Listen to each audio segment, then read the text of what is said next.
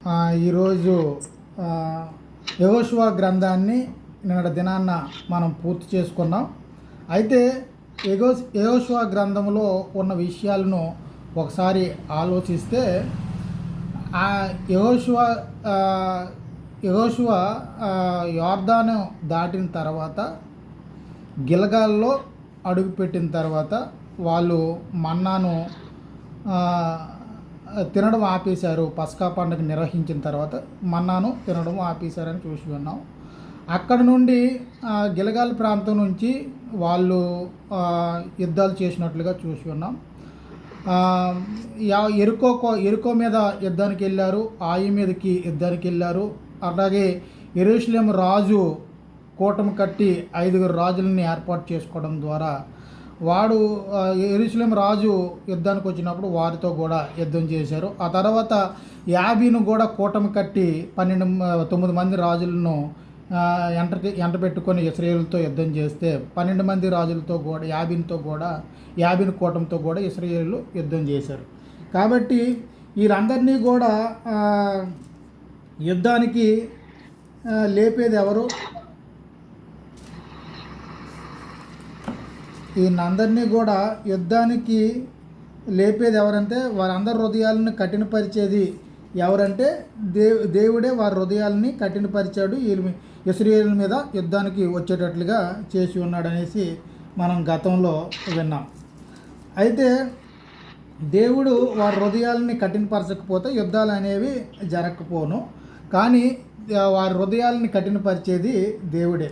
ఫరో యొక్క హృదయాన్ని కఠినపరిస్తే తప్ప ఇశ్రాయేలీయులు ఐగుప్తు దేశం నుంచి బయటికి రాలేని పరిస్థితి. అట్లాగే ఇక్కడ కానానీయులతో యుద్ధం చేయకపోతే కానానీయుల్ని ఎల్లగొట్టలేని పరిస్థితి ఉంటుంది. కాబట్టి కానానీయుల్ని ఎల్లగొట్టాలంటే అక్కడున్న రాజుల యొక్క హృదయాలని ఇశ్రాయేలుకు వ్యతిరేకంగా తయారు చేయాలి దేవుడు. కాబట్టి ఇశ్రాయేలుకు వ్యతిరేకంగా తయారు చేసినప్పుడు మాత్రమే యుద్ధాలు అనేవి జరుగుతాయి. అంతే కదా. దేవుడు 2 వైపులా పనిచేస్తున్నాడు, ఒకవైపు నుంచే పనిచేస్తుండా?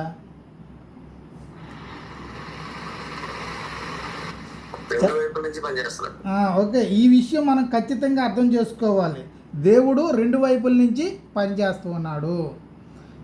ఎవరినైతే కానాను దేశం నుంచి ఎల్లగొట్టాలనుకుంటున్నాడో వారిని ఏం చేస్తున్నాడు?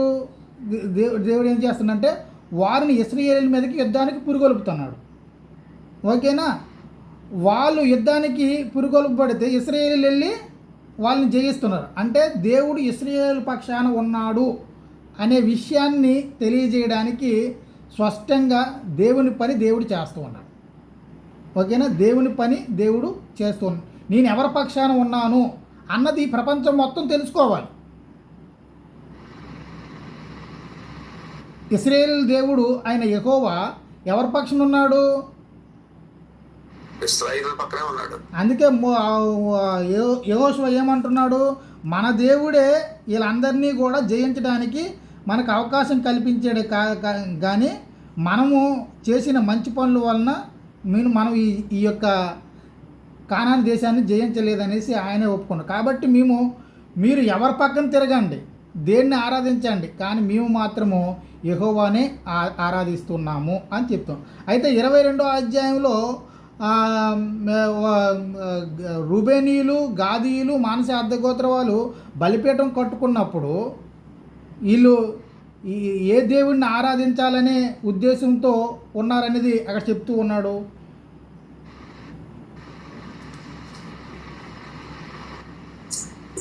ఇరవై రెండో అధ్యాయము 33లో 31లో చూసుకుంటే 2వ భాగంలో మీరు యెహోవా చేతిలో నుండి ఇశ్రాయేలును విడిపించి ఉన్నారు అంటే గాదీలు, రూబేనీయులు తప్పు చేశారు అనే ఆలోచన వచ్చినప్పుడు యెహోవాను ఆరాధించలేని పరిస్థితులు వాళ్ళకి కలిగించుకుంటున్నారు అనే ఆలోచన వచ్చినప్పుడు వెంటనే ఇశ్రాయేలు అందరూ ఏం చేశారు?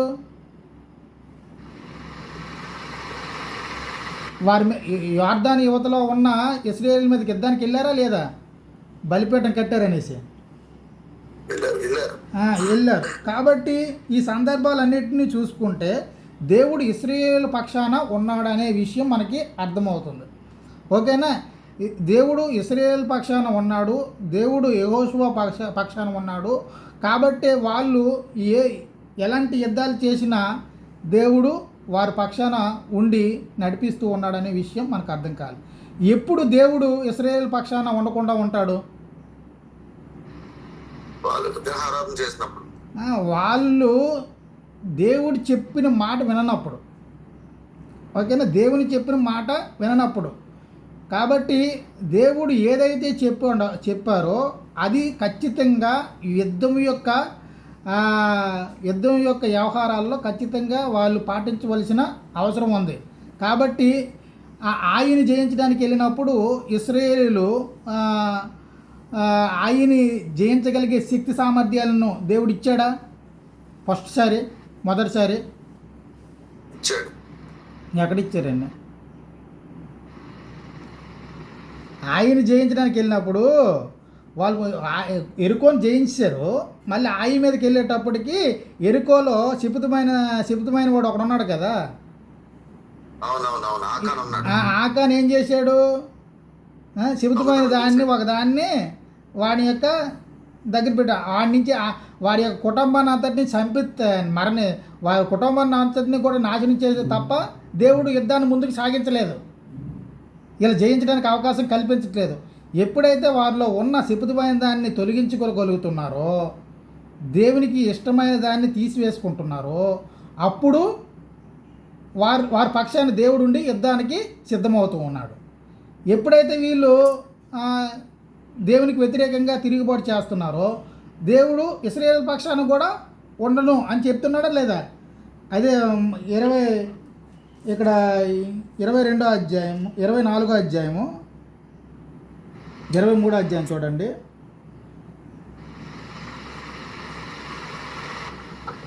24, 19 నుంచి 20 వచనాలు చదవండి.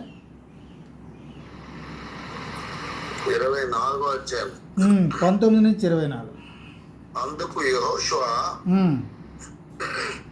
యెహోవా పరిశుద్ధ దేవుడు, రోషము గల దేవుడు, యెహోవా పరిశుద్ధ దేవుడు, రోషం గల దేవుడు, ఆయన మీ అపరాధములను మీ పాపములను పరిహరింపనివాడు. ఓకే, మీ అపరాధములను పాపములను పరిహరింపవాడును. మీరు ఆయనను సేవింపలేరు. అది తర్వాత మీరు యెహోవాను విసర్జించి అన్య దేవతలను సేవించిన ఎడల ఆయన మీకు మేలు చేయువాడైనను మనసు తిప్పుకొని మీకు కీడు చేసి మిమ్మల్ని క్షీణింపచేయనగా. ఆయన ఎందుకు మేలు ఇక్కడ చూసుకుంటే ఆయన మీకు మేలు చేయువాడునైనను అంటే అనే మాట ఎందుకు వాడారంటే, ఆల్రెడీ మీ పితరులను ప్రేమించిన దేవుడై ఉన్నను, అదే మీ పితరులను ప్రేమించిన దేవుడై ఉన్నను, మీకు మీకు ఇచ్చిన వాగ్దానాన్ని నెరవేర్చిన వాడైనను అయి ఉన్నవాడైనను, మీరు తప్పు చేస్తే, యెహోవాను విసర్జిస్తే అప్పుడు ఏం చేస్తారు చూడండి. మనస్సు తిప్పుకొని మీకు కీడు చేసి మిమ్మల్ని క్షీణింపచేయును. ఆయన మనసు తిప్పుకుంటాడా లేదా? తిప్పుకుంటాడు, మనసు మార్చుకుంటాడు. మేలు చేయవాడై ఉన్నాడు, ఇశ్రాయేలు పక్షానే ఉండాలి ఖచ్చితం. ఎందుకంటే ఇశ్రాయేలుకి వాగ్దానం చేశాడు కాబట్టి దేవుడు, వారి యొక్క పితరులకు వాగ్దానం చేసి ఉన్నాడు కాబట్టి దేవుడు కంపల్సరీగా ఇశ్రాయేలు పక్షాన ఉండాలి. అయినను వీళ్ళు తిరుగుబాటు చేస్తే దేవుడు మనసు తిప్పుకొని వీరందరినీ కూడా ఏం చేస్తారు? క్షీణింప చేస్తాననేసి చెప్తూ ఉన్నాడు. అప్పుడు జనులు భయం పుట్టింది వాళ్ళకి. ఓకేనా, మీరు నశించిపోతారు, మీరు కూడా అంతమైపోతారు అనేటప్పటికి జనులకి భయం పుట్టి వెంటనే ఏం చెప్పారు? మేము అట్లా చెయ్యము, యెహోవానే సేవించదమని యెహోషువతో అనిరి. కాబట్టి వెంటనే మీ యొక్క సెల్ఫ్ డిక్లరేషనే మీకు సాక్ష్యంగా ఉంటుంది. కాబట్టి మీరు దేవునికి వ్యతిరేకంగా తప్పు చేయకండి అని చెప్పినాడు. అయితే 23వ వచనంలో, అందుకతడు అలాగైతే మీ మధ్యన ఉన్న అన్ని దేవతలను తొలగదోసి ఇశ్రాయేలు దేవుడైన యెహోవా తట్టు మీ హృదయం తిప్పుకొనండి అని చెప్పాను. అంటే వీళ్ళు అన్ని దేవతలతో తిరగడానికి వీళ్ళకి మనసు ఉందనేసి యెహోషువ కూడా గ్రహించేశాడు. ఓకేనా, మీరు ఆ యొక్క విగ్రహాలను తొలగించేసి మీరు ఏం చేయాలి? యెహోవానే సేవించేటట్లుగా మీ హృదయాలను తిప్పుకొనండి అని చెప్పి ఉన్నారు. అందుకు మన దేవుడైన యెహోవానే సేవించుదము, ఆయనే మాట విందుమని యెహోషువతో చెప్పారు. కాబట్టి వీళ్ళు ఒక తీర్మానానికి వచ్చారు. నువ్వు చనిపోతావు, ఓకే, నువ్వు ముసలివాడు అయ్యావు, నువ్వు చనిపోతావు, నువ్వు చనిపోయినా మేము మాత్రం మా యెహోవానే, మమ్మల్ని ఐగుప్తు దేశం నుంచి నడిపించిన దేవుణ్ణే, కాబట్టి మాకు ఈ యొక్క కానాను దేశంలో సురక్షితంగా మమ్మల్ని తీసుకొని వచ్చి ఈ కానాను దేశాన్ని పంచుకునేటట్లుగా మాకు చేసిన దేవుణ్ణే మేము ఆరాధిస్తాము అనే ఒక నియమానికి వాళ్ళు వచ్చినట్లుగా చూసి ఉన్నాం. కాబట్టి ఈ నియమం ప్రకారంగా ఏం చేయాలి? వీళ్ళు యుద్ధాలు జరగట్లేదు, కానీ ఏం చేయాలంటే వీళ్ళు న్యాయాధిపతుల గ్రంథంలో ఆ భూభాగాన్ని పంచిన భూభాగాన్ని స్వతంత్రించుకోవడానికి ఆ యొక్క కానానీయులను ఎల్లగొట్టడానికి ముందుకెళ్ళాలి. అయితే కానానీయులను ఎల్లగొట్టడానికి మొట్టమొదటిగా ఎవరిని ఉపయోగించుకుంటున్నాడు అనే దాన్ని చూసుకుంటే న్యాయాధిపతుల గ్రంథము 1వ అధ్యాయము 1వ వచనం. న్యాయాధిపతుల గ్రంథము 1వ అధ్యాయము 1వ వచనం. యెహోషువ మృతి పొందిన తరువాత ఇశ్రాయేలీయులు కనానీయులతో యుద్ధం చేయుటకు తమలో నెవరు ముందుగా వారి మీదకి పోవలసినది యెహోవా తెలియజేయనట్లు ప్రార్థన చేయగా, యెహోవా ఆ దేశమును యోధా వంశస్థులకు ఇచ్చి ఉన్నాను, వారు పోవాలని సెలవిచ్చెను. ఓకే, ముందు భూభాగం ఎవరికి ఇచ్చారు? యోధా వంశస్థులకు ఇచ్చారు. యోధా వంశస్థులకు ముందుగా కానాను దేశాన్ని స్వతంత్రించుకునేటప్పుడు గిలగాదు ప్రాంతంలో ఉన్నప్పుడు యెహోషువ ఆ యొక్క నేను అడుగుపెట్టే స్థలం నాకు ఇమ్మని కాలేబు అడిగాడా లేదా? విన్నారా ఈ యొక్క సిచ్యువేషన్ని? కాలేబు అడిగాడు. ఎందుకంటే మోషే నాకు ఒక మాట ఇచ్చాడు, యెహోషువ నేను అడుగుపెట్టు స్థలమును దేవుడు మోషేతో దేవుడు ఆయనకి ఇమ్మని, కాలేబునైనా నాకు ఇమ్మని దేవుడు ముందుగానే ఆజ్ఞ ఇచ్చి ఉన్నాడు. కాబట్టి ముందుగా వాటా ఎవరికి ఇవ్వాలంటే యోధా గోత్రమైన కాలేబుకి ఇవ్వాలి, ఓకేనా? అందుకే సీట్లు వేసినప్పుడు మొట్టమొదటిగా యోధా గోత్రానికే పంచినట్లుగా మనం చూస్తూ ఉన్నాం. కాబట్టి 2.5 ఈ యొక్క యోర్దాను దాటిన తర్వాత జయించిన యెరికో ప్రాంతాన్ని కానీ, ఆయి ప్రాంతాన్ని కానీ, అట్లాగే యెరూషలేము రాజు కూటమి ప్రాంతాన్ని కానీ, యాబేను యొక్క కూటమి ప్రాంతాన్ని కానీ జయించిన తర్వాత ఎవరికి పంచారు భూభాగాన్ని? ఎవరికి పంచారు? ఎన్ని గోత్రాల వరకు పంచారు? 2.5 గోత్రాల వరకు. ఎవరెవరికి? రూబేనీయులు, గాదీయులు. అది యోర్దాను యువతల కాదు, యోర్దాను అవతల ఆల్రెడీ పంచేశారు, ఓకేనా? ఎవరి దగ్గర పంచారు? మోసే పంచాడు. యోర్దాను యువతల ఇప్పుడు ఈ యొక్క రాజును జయించిన తర్వాత యెహోషువ పంచాడు 2.5 గోత్రాల వరకు. వాళ్ళెవరు?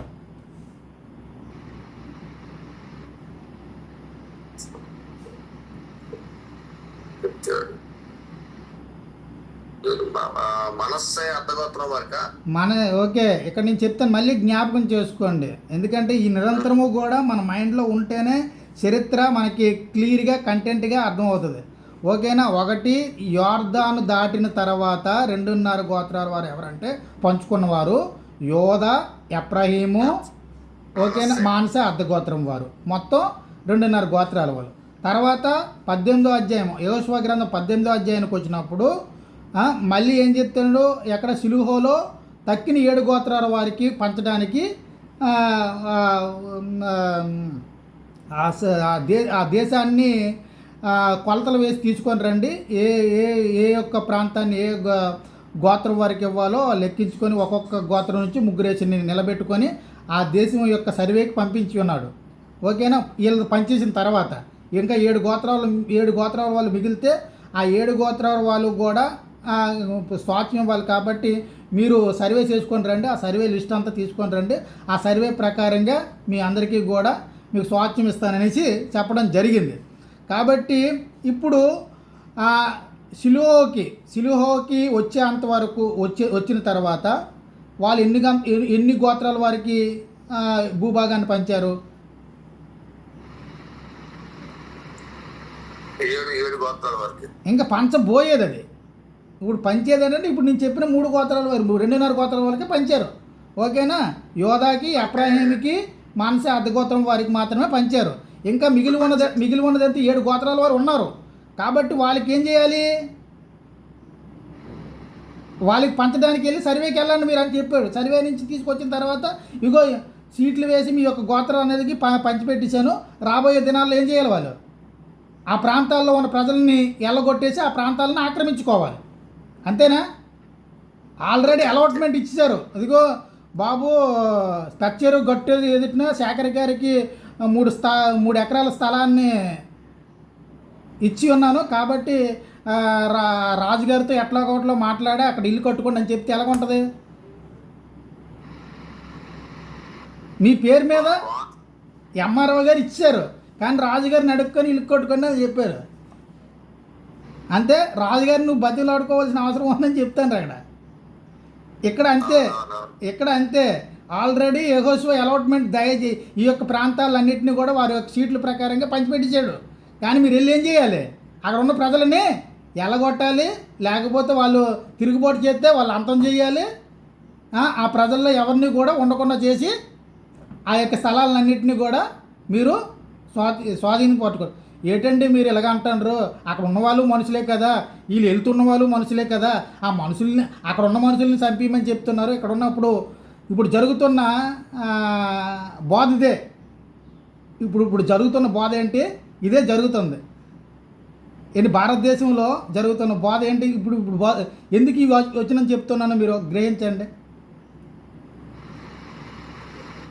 ఇప్పుడు భారతదేశంలో కొంతమంది మతవాదులు ఏం చెప్తున్నారంటే, ఇగో ఇశ్రాయేలు దేవుడు మనుషుల్ని ఎలా చంపుతున్నాడో చూడండి, వీళ్ళ చేతే వాళ్ళు చంపించేద్దట, వాళ్ళు మనుషులు కాదా, వీళ్ళేనా మనుషులు అనేసి వాదనకు దిగుతున్నారు. యెహోవా దేవుడే ఏం చెప్తున్నాడు? నరహత్య చేయకూడదని చెప్తున్నాడు. ఇక్కడ నరహత్య చేయిపిస్తా అన్నాడు.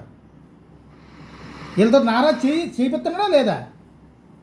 యెహోవా దేవుడు నరహత్య చేయకూడదని చెప్తున్నాడు, కానీ ఇశ్రాయేలు వెళ్ళి కనానీయులను చంపేయాలట.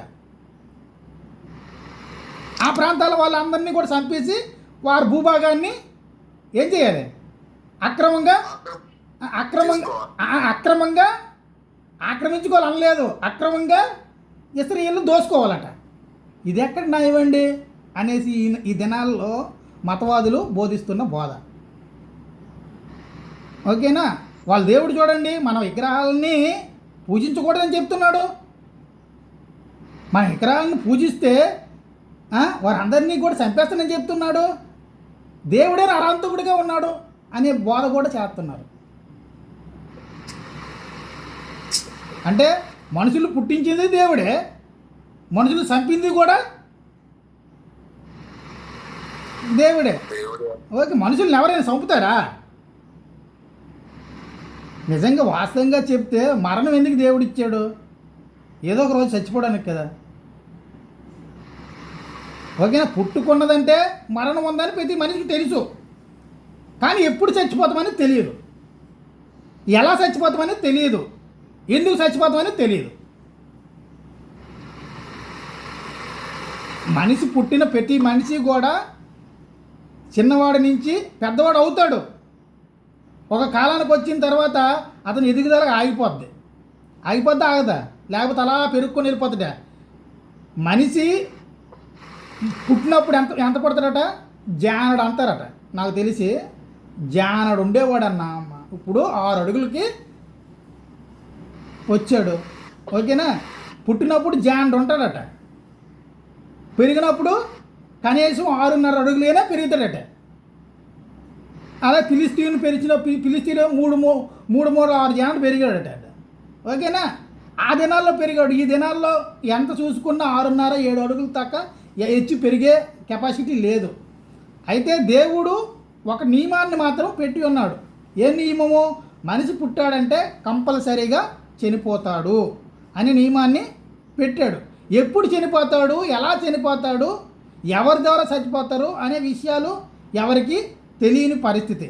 కానీ ఇక్కడ మతవాదులు చెప్పే బోధ ఏంటంటే దేవుడే పుట్టిస్తున్నాడు, దేవుడే చంపేస్తున్నాడు, దేవుడే ఇశ్రాయేలును ప్రోత్సహిస్తూ ఉన్నాడు, కానానీయులను దేశిస్తూ ఉన్నాడు. కాబట్టి ఇది ఎక్కడ న్యాయము? ఇది న్యాయమా కాదా చెప్పండి? న్యాయం కాదు. న్యాయం కాదా? ఇదేటండి? ఎందుకు చంపుతున్నాడనే కారణం మనకు తెలియాలి కదా. దేవునికి న్యాయమే, దేవుని దృష్టికి అది న్యాయమే. మన దృష్టికి కనబడకపోవచ్చు, మన దృష్టికి విరోధంగా కనబడవచ్చు, మనం అసహించుకునే విధానంలో ఉండవచ్చు. కానీ దేవుడు ఎందుకు చంపుతున్నాను, ఎందుకు వెళ్ళగొడుతున్నాను, ఎందుకు ఆ భూభాగాన్ని ఆ భూభాగం నుంచి వారిని తోలివేసి ఆ భూభాగంలో ఇశ్రాయేలుని ప్రవేశపెడుతున్నాను అనే విషయం క్లియర్గా చెప్తున్నాడు చెప్పట్లేదు. ఈ మతవాదులు అంతా చదవరు కదా, కథ అంత అవసరం లేదు. ఎక్కడ ఉన్న సెంటెన్స్లే అవసరం వాళ్ళకి, కథ అవసరం లేదు వాళ్ళకి. ఏం కావాలి? సెంటెన్సెస్ ప్రకారంగా అక్కడ ఉన్న ఇక్కడ విన్నవారి యొక్క మనసులన్నింటినీ కూడా వారి వైపుకి తిప్పుకోవడానికి సెంటెన్సెస్ని వారికి అనుగుణంగా ఉపయోగించుకొని మాట్లాడుతూ ఉంటారు. కాబట్టి అది కథ అంతా తెలియని వాడికి ఎలాగుంటుంది? నిజంగా ఒక విషయం చెప్తున్నా, నేను శేఖర్ గారిని కొట్టాను, ఓకేనా? రామకృష్ణ గారు వచ్చి ఎందుకు కొట్టా జాషువా అనేసి పట్టుకొని నన్ను కొట్టించారు. కానీ మా ఇద్దరి మీద ఏం జరిగిందో ఆయనకి తెలియదు, అడగలేదు. అది అవసరం లేదు. శేఖర్ గారిని కొట్టారు కాబట్టి నేను కొట్టేశానంటే, దక్కిందంతా కూడా అవసరం లేదు. కానీ ఇది న్యాయమా అన్యాయమా, ఎందుకు కొట్టాను అన్నది అక్కడ ఏదో సందర్భము ఉంది, దానికి అనుగుణంగా జరిగిన వివాదం అది. కాబట్టి ఇదంతా కూడా ఆయన ఈ మతవాదులు ఇక్కడ దేవుడు ఒక కాన్సెప్ట్ చెప్పాడు. ఎందుకు నేను కానానీయులను వారి యొక్క దేశం నుండి వెళ్ళగొడుతున్నాను, కానానీయులు ఎందుకు ఆ దేశంలో ఒకవేళ ఇశ్రాయేలు మీద తిరుగుబాటు చేస్తే వారందరినీ కూడా చంపడానికి అధికారం ఇచ్చి ఉన్నాను. కాబట్టి అంతా కూడా ఎందుకు కానానీయులందరినీ కూడా హృదయాలని కఠినం చేస్తున్నాను, ఇశ్రాయేలు మీదకి యుద్ధానికి వెళ్ళి ఇశ్రాయేలు చేత చనిపోయేటట్లుగా చేయడానికి. ఇదంతా దేవుని కాన్సెప్టే. కాబట్టి ఎందుకు అంటే ఒక నిర్దిష్టమైన సంకల్పము దేవునిలో ఉందా లేదా? ఒక నిర్దిష్టమైన ప్లాన్ ఉందా లేదా దేవునికి? దేవునికి ప్లాన్ లేకుండా ఈ ప్రపంచంలో ఏది కూడా జరగదు, ఓకేనా? భక్తిహీనులను దేని కొరకు ఉంచాడు? తన భాగంలో ఆ సమయంలో భక్తిహీనతో చనిపోవడానికి ఉంచాడు. కొంతమంది భక్తిహీనతో చనిపోతారు. కాబట్టి దేవుడు భక్తిహీనతో చనిపోయిన వాడిని భక్తిహీనతని తగ్గ ప్రతిఫలం ఇవ్వడానికి వాడిని ఆ రోజు అక్కడికి చంపినట్లుగా మనం చూస్తాం, ఓకేనా? ప్రతిఫలం ఏంటి? వారు విగ్రహారాధకులై ఉన్నారు, వారిని సృష్టించిన దేవుడినైన నన్ను వారు ఆరాధించలేదు, వీరు గ్రహించలేకపోతున్నారు. నన్ను ఆరాధించాలనే ఆలోచన వీరికి, వారి పిల్లలకి, వారి పిల్లలకి కూడా వీరు తెలియజేయలేకపోతున్నారు, ఓకేనా? ఇది వారి యొక్క దుష్టత్వము. కాబట్టి వాళ్ళ దుష్టత్వం నుండి వాళ్ళు బయటికి రావడానికి ఇష్టపడట్లేదు. కాబట్టి ఆ ప్రాంతంలో ఆ ప్రాంతాన్ని పరిశుద్ధం చేయాలంటే ఈ దుష్టత్వాన్ని అంతా ఏం చేయాలి? తీసేయాలి, ఓకేనా? ఓకే, పొలంలో మంచి విత్తనాలు ఉన్నాయి, మంచి విత్తనాలు ఇస్తాడు. కానీ మంచి విత్తనాలతో పాటు ఏవి కూడా పుడతాయి? గురుగులు పుడతాయి. ఇప్పుడు దేవుడు మంచి విత్తనాలతో కూడా గురుగులను పెంచుతున్నాడా, లేకపోతే ఎప్పటికప్పుడు పీకెత్తాడా? పెంచుతున్నాడు, ఓకేనా? ఒక్కొక్కసారి పొలంలో ఉన్న కలుపు తీస్తారు, ఒక్కొక్కసారి ఏం చేస్తారు? కలుపు తీస్తారు. గురుగులు మాత్రము అలాగనే, ఓకేనా? అయితే దేవుడు ఇద్దరిని కూడా ఉపయోగించుకొని ఇద్దరిని కూడా పెరిగేటట్టు చేస్తాడు. అయితే పొలంలో పంట పరిపూర్ణంగా వచ్చిన తర్వాత దేన్ని మాత్రమే దేవుడు తీసుకుంటాడు, దేన్ని మాత్రం వదిలేస్తాడు? మంచి పంటను తీసుకుంటాడు. దానికి తనకు అవసరమైన పంటనే తన గాదిలోనికి తీసుకుంటాడు. తక్కిందంటే ఏం చేస్తాడు? పొలంలో తగలెట్టేస్తాడు, పొలంలో తగలెట్టేస్తాడు. ఇంకా అది నాకు అవసరం లేనిది ఎందుకు? అది తగలెట్టిస్తే భూమికైనా బలం వస్తుంది. ఓకేనా? చెడిన దాన్ని తగలెట్టిస్తే భూమికైనా బలం వస్తుంది తప్ప అది అలా ఉండడం వల్ల ప్రయోజనం ఉండదని దేవుడికి కూడా తెలుసు. కాబట్టి మంచి విత్తనాలన్నింటినీ కూడా తన గాదిలో వేసుకొని గురుగులన్నింటినీ కూడా తగలెట్టేసినట్లుగా కనబడుతుంది. కాబట్టి ఇప్పుడు ఇశ్రాయేలు విషయంలో ఇశ్రాయేలు మంచోలా అంటే చెప్పగలము? మంచోలనేసి చెప్పలేము. ఓకేనా? ఇశ్రాయేలు మంచోలా అంటే చెప్పలేం. కానీ దేవుడు ఒక మాట తన యొక్క పితరులకి ఇచ్చి ఉన్నాడు. ఆ మాటను బట్టే ఈ యొక్క కార్యాలన్నింటినీ కూడా చేస్తున్నాడు. కానాను దేశాన్ని దేవుడు ఇశ్రాయేలుకి ఇవ్వాలనుకున్నాడు. కాబట్టి ఇశ్రాయేలు జనాంగము అమోరీల అక్రమం పరిపూర్ణమయ్యేదాకా దేవుడు వారి మీద ఒక్క యుద్ధం కూడా రప్పించలే. అంతే కదా? అమోరీల అక్రమం సంపూర్ణమైన దాకా అబ్రహాము ఈ దేశాన్ని నీకు నేను ఇవ్వట్లేదు, కాబట్టి నీవు ఏం చేయాలి? ఈ దేశంలో సంచరిస్తూ గుడారాలు వేసుకొని బతుకు అని చెప్పాడు. ఎక్కడైనా అబ్రహాము శాశ్వతమైన స్థలాన్ని ఏర్పాటు చేసుకొని కోట కట్టుకున్నాడా? ఆయన యొక్క 175 సంవత్సరాల కాలంలో కూడా 175 సంవత్సరాలు 75 సంవత్సరాల కాలము మనం మాట్లాడుకో అవసరం లేదు. ఓకేనా? 100 సంవత్సరాల కాలము కూడా ఆయన ఎక్కడైనా తన కొరకు ఎంత ఒక పిడికిడు భూమి అయినా సంపాదించుకున్నాడా? ఏం సంపాదించుకున్నాడు? అబ్రహాం కొన్న భూమి ఏంటి? దేని కొరకు కొన్నాడు? సమాధి కొరకు. ఎవరి దగ్గర కొన్నారు?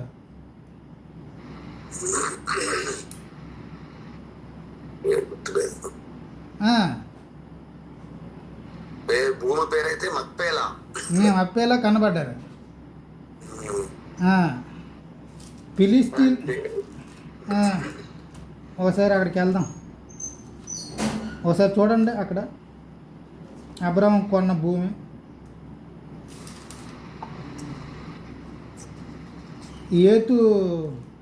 ఏతు కుమారుల దగ్గర కొన్నట్టు అనేసి వస్తుంది అన్న. అది ఎక్కడన్నా?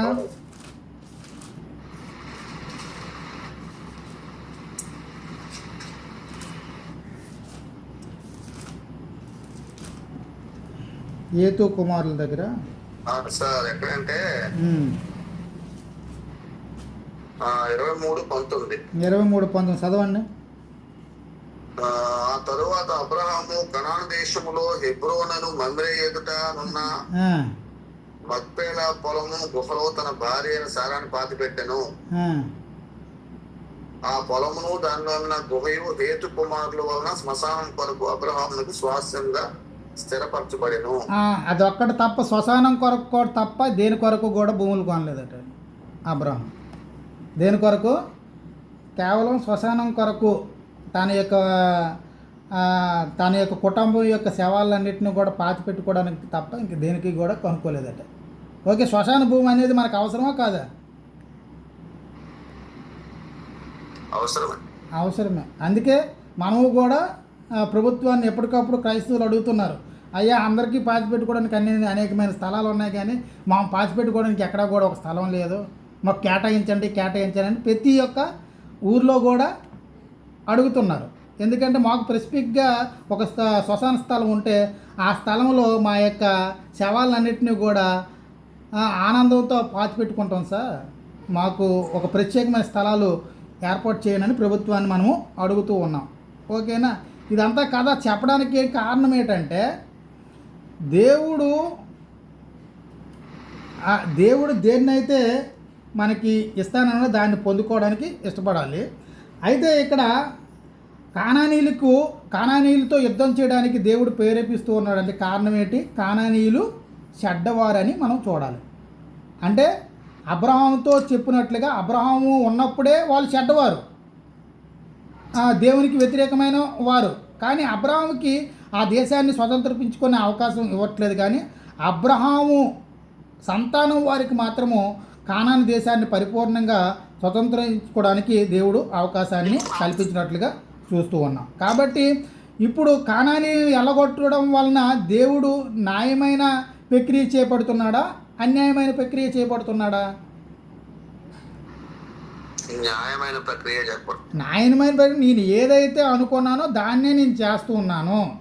దేవుని దృష్టిలో సమస్తమును కూడా న్యాయమే, అన్యాయం అనేది ఏమాత్రము కూడా ఉండదు దేవుని దృష్టిలో. ఓకేనా? అది కష్టంగా ఉండొచ్చు, ఇష్టంగా ఉండొచ్చు, ఇష్టం లేకుండా ఉండవచ్చు. కానీ దేవుడు చేసిందంతా కూడా న్యాయమని మనం విశ్వసించాలి. అన్యాయమని మనం దాన్ని భావించడానికి అర్హత లేదు మనకి.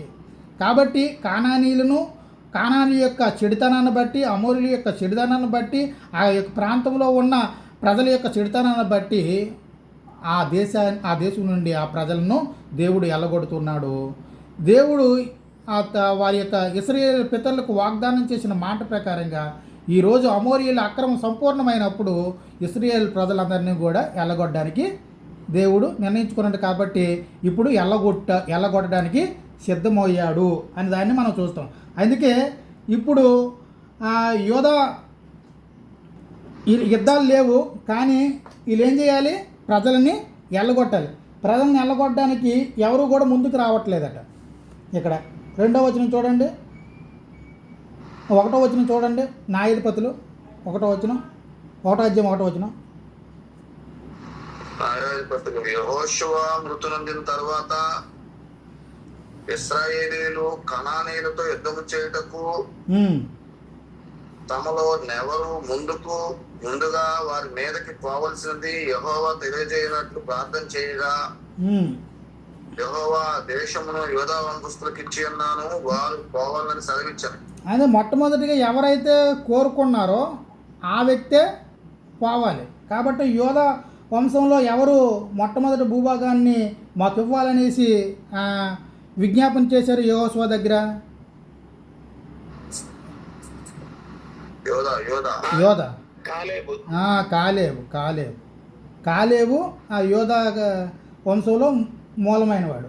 ఓకే. కాబట్టి కాలేబు అడిగాడు కాబట్టి యోధా గోత్రం వారికి మొట్టమొదటిగా అలాట్మెంటు చేయడం జరిగింది భూభాగాన్ని ముందు జయించిన. కాబట్టి యోధా ఎవరితో కలిసి యుద్ధానికి ఎవరిని ఎంటబెట్టుకొని ఆ యొక్క ఆ ప్రాంతాలన్నిటి యోధాకి అలాట్ చేసిన ప్రాంతాలన్నింటినీ కూడా ఆక్రమించుకోవడానికి ఎవరిని సహాయం కోరాడు చూసుకుంటే 3వ వచనం చూడండి. అప్పుడు యోధా వంశస్థులు తమ సహోదరులైన సిమోనీయులతో మనము కనానీయులతో యుద్ధం చేయుటకు మా వంతులోనికి మాతో కూడి రండి, మేమును మీతో కూడా మీ వంతులోనికి వచ్చేదమని చెప్పగా సిమోనీయులు వారితో కూడా పోయిరి. ఓకే. సిమోనీయులు ఒక తల్లి సంబంధులా లేకపోతే వేరు తల్లి కుమారుల? సిమోనీయులు యోధన్ అప్పుడు మేము చూడలేదండి, అక్కడ లేము మేము. మీరు లేరా? మీరు లేకపోయినా పర్లేదు, కానీ దేవుని వాక్యం ఆల్రెడీ చెప్పింది. ఓకే. అది ఇప్పుడు సిమోనీలు యోధా ఒక తల్లి గర్భానికి చెందినవారా, లేకపోతే అంటే యాకోబుకి 2 భార్యలు? ఓకేనా? 2 భార్యలు. ఒక భార్య పేరు ఏం పేరు?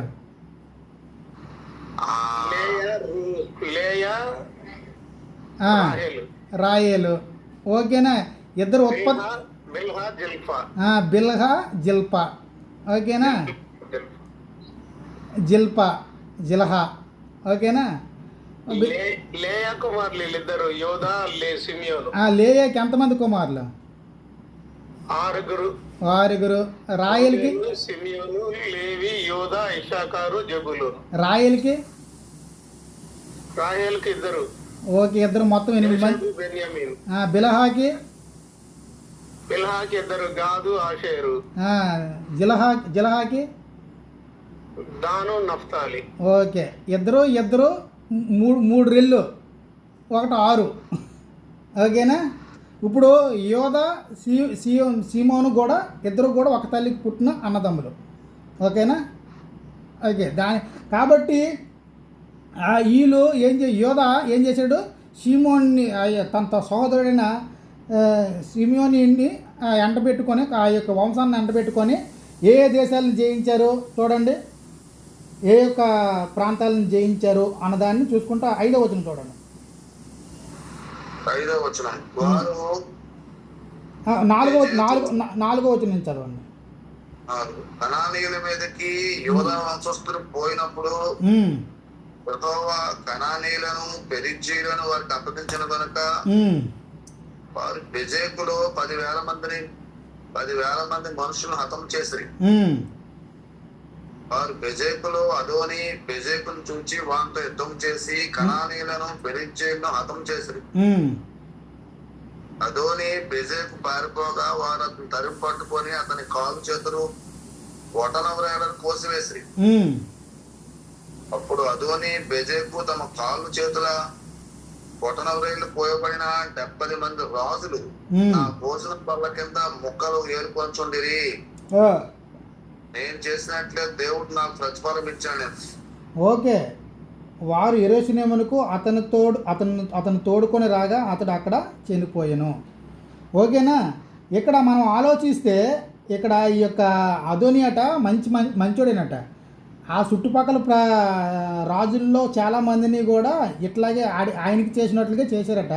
దానికి తగిన ప్రతిఫలం వచ్చిందట. అయితే ఇప్పుడు యోధావారు సీమోను వారు ఎవరిని జయించడానికి వెళ్ళారు, కానానీయులని పెజ్జీయులని దేవుడు వారి చేతికి అప్పగించినట్లుగా మనం చూద్దాం. ఈ కానానీయుల మీద పెజ్జీయుల మీద యుద్ధానికి కాదు, వారిని యుద్ధానికి లేకపోతే ఎల్లగొట్టడానికి వెళ్ళినప్పుడు వారందరినీ కూడా జయించినట్లుగా మనం చూస్తూ ఉన్నాం. ఇట్లాగా యుద్ధాలు వారు దేవుని మాట విన్నప్పుడు కాంచి దేవుని యొక్క స్థితిలో బలంగా ఉన్నప్పుడు దేవుడు వారికి సహకారం చేసినట్లుగా ఉన్నారు. కానీ వాళ్ళ హృదయము దేవుని నుంచి దూరమైనప్పుడు దేవుడు ఏం చేశాడో చూడండి. 3వ అధ్యాయము 2వ అధ్యాయము 12వ వచనం చదవండి. 11వ వచనం చదవండి. 2:11 ఇశ్రాయేలీయులు యెహోవా కన్నుల ఎదుట కీడు చేసి ఐగుప్తు దేశంలో నుండి వారిని రప్పించిన తమ పితరుల దేవుడైన యెహోవాను విసర్జించి బయలు దేవతలను పూజించి తమ చుట్టూ నుండి జనుల దేవతలలో ఇతర దేవతలను అనుసరించి వాటికి నమస్కరించి యెహోవాకు కోపం పుట్టించిరి. యెహోవాకు ఎవరు కోపం పుట్టించారంటే 10వ వచనం చదవండి. 10వ వచనం, ఆ తరము వారందరూ తమ పితరుల యొద్దకు చేర్చబడిరి. ఆ తరం వారు అంటే అర్థం ఏంటి?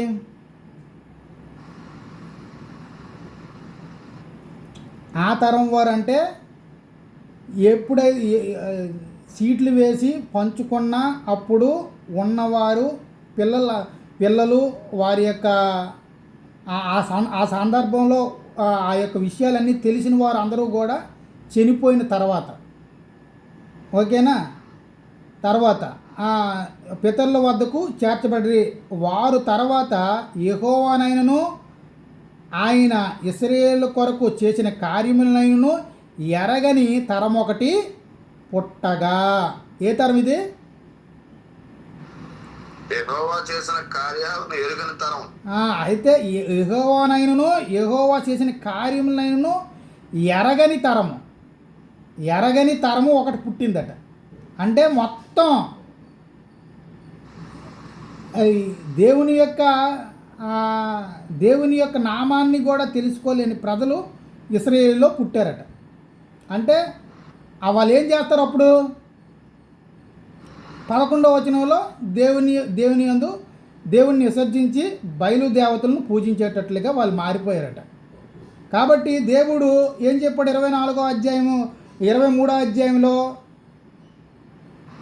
మీరు ఇలాంటి వారు అయితే మిమ్మల్ని విసర్జించడానికి కూడా దేవుడు సిద్ధంగా ఉన్నాడు.